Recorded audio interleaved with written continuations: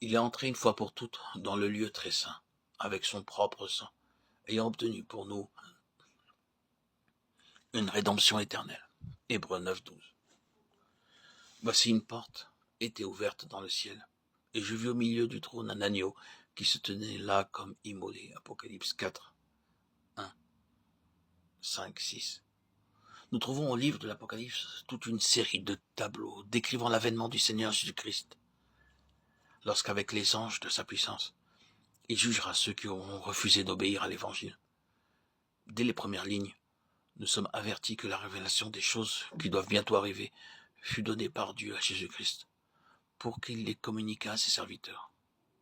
Et c'est l'apôtre Jean que le Seigneur choisit pour nous les transmettre.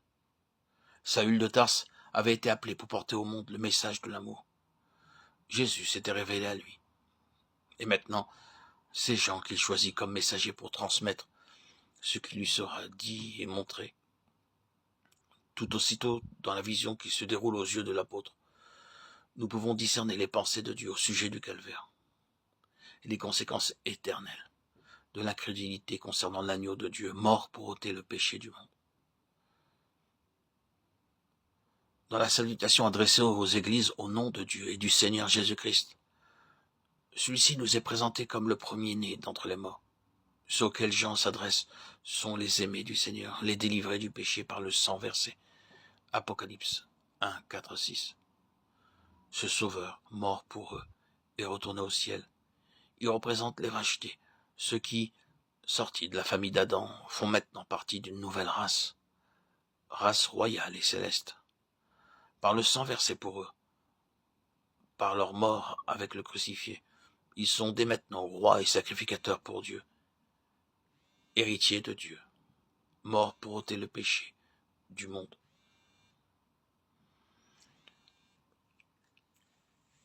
Dans la salutation adressée aux églises au nom de Dieu et du Seigneur Jésus-Christ, celui-ci nous est présenté comme le premier-né d'entre les morts.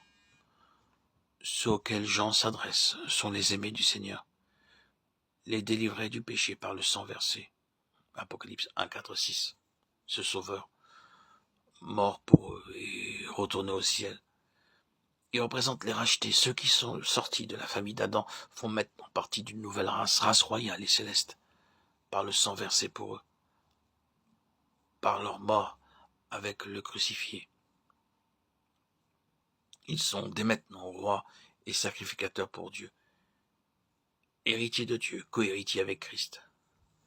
Apocalypse 1, 5, 6.